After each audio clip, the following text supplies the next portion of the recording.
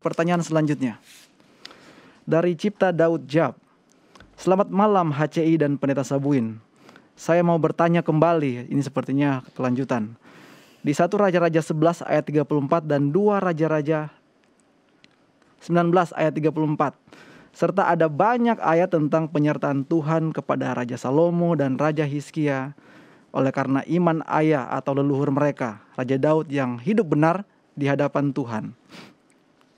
Pertanyaan saya, apakah berkat perlindungan Tuhan bisa diberikan Tuhan kepada keturunan kita oleh sebab iman atau kebaikan orang tua mereka?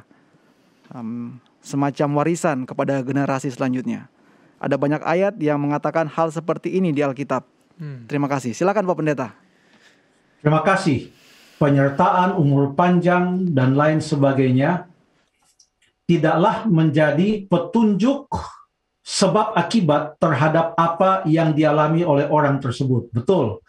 Banyak cerita di sini di mana Tuhan memberikan berkat, contohnya kepada Hizkia, ya, pada waktu ia sudah ditegur. Itu mungkin ceritanya ada dalam Yesaya pasal yang Yesaya pasal yang ke-38. Yesaya pasal yang ke-38. Setelah Hizkia mendapatkan kesempatan pertambahan usia, umur 15 tahun, singkat cerita, kita mau singkatkan ceritanya karena dia sakit, Tuhan nyatakan dia akan mati, tapi dia memohon, dia menangis. Akhirnya Tuhan mengutus Yesaya mengatakan, katakanlah kepadanya, engkau akan sembuh dan engkau akan mendapatkan usia 15 tahun lagi. Ini sungguh luar biasa.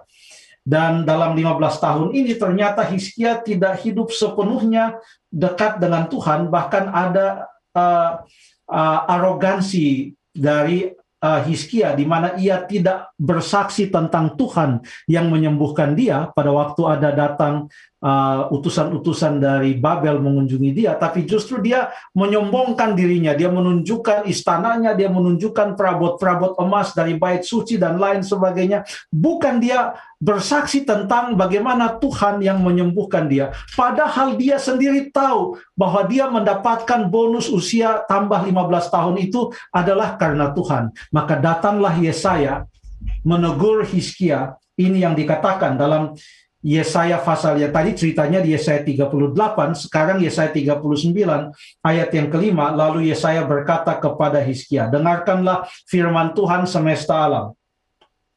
Sesungguhnya suatu masa akan datang bahwa segala yang ada dalam istanamu dan yang disimpan oleh nenek moyangmu sampai hari ini akan diangkut ke Babel. Tidak ada barang yang akan ditinggalkan, demikianlah firman Tuhan. Dan dari keturunanmu yang akan kau peroleh akan diambil orang untuk menjadi sida-sida di istana Raja Babel. Hizkia menjawab kepada Yesaya, sungguh baik firman Tuhan yang engkau ucapkan itu. Tetapi pikirnya asal ada damai dan keamanan seumur hidupku. Di sini kita melihat tidak selamanya bahwa, jadi ini bukan merupakan suatu pola atau pattern, bahwa selalu itu akan datang kepada keturunan yang berikut. Sebab di dalam ayat-ayat yang dituliskan di dalam ayat-ayat yang dituliskan ini semuanya adalah karena Daud. Semuanya adalah karena Daud. Sebenarnya Daud juga bukan orang yang betul-betul benar.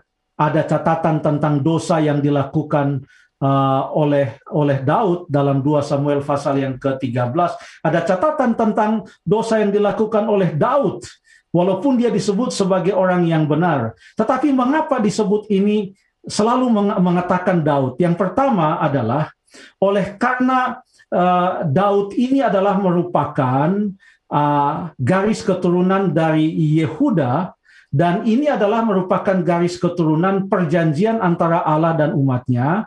Itulah sebabnya maka selalu dikatakan oleh karena Daud, oleh karena Daud, dan oleh karena Daud. Bahkan dalam cerita Hizkia, sekalipun dikatakan oleh karena Daud, ya, oleh karena Daud, tetapi itu hanya stop di Hizkia. Jadi tidak ada pattern harus berapa keturunan, ya, tidak ada pattern karena stopnya di Hizkia.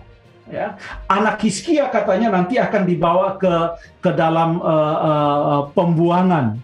Jadi walaupun ada catatan-catatan seperti itu, tetapi ini tidak membuat sebuah pattern sehingga kita sekarang boleh menghitung, oh kalau saya baik, saya akan hitung sampai keturunan kesekian pasti masih aman. Tidak. Kalaupun ada berkat-berkat yang diterima oleh keturunan yang berikut, oleh karena kesetiaan dari orang tuanya, di mana anak-anaknya merasakan hal itu, tapi itu tidak menjamin keselamatan untuk ke surga. Sebab apa yang disebutkan di sini adalah tentang hal-hal yang mereka alami di atas dunia ini, mereka aman, tidak ada musuh, dan lain sebagainya. Tetapi perbuatan-perbuatan mereka, itu Salomo, Hizkia, dan rasul ke surga karena apa yang dilakukan oleh Daud. Karena setiap orang akan mempertanggungjawabkan perbuatannya kepada Allah. Saya pikir demikian. Terima kasih.